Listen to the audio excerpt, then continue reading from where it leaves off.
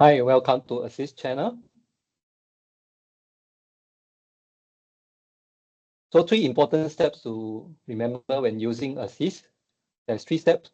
First step is to capture an image of your document, be it an invoice or receipt. The second step is to email. And the third step is to log on to the Assist interface and manage your document. So today's video, I'm going to talk about where do you send the email to, step 2. So if you go to the Assist interface,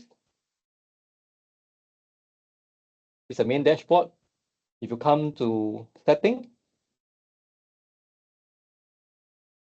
under the general tab, you will notice that there is 2 email address over here. The first email address is the email address that you provide to your business user for submitting invoices and receipts that need you to make payment to vendors. So this email address is the one that you give to your business user.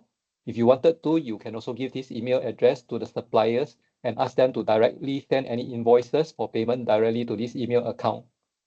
The second email address over here is if you want to use Assist for your employees to do their claims. So typically, what happens in this scenario is the employee has already made payment to a supplier.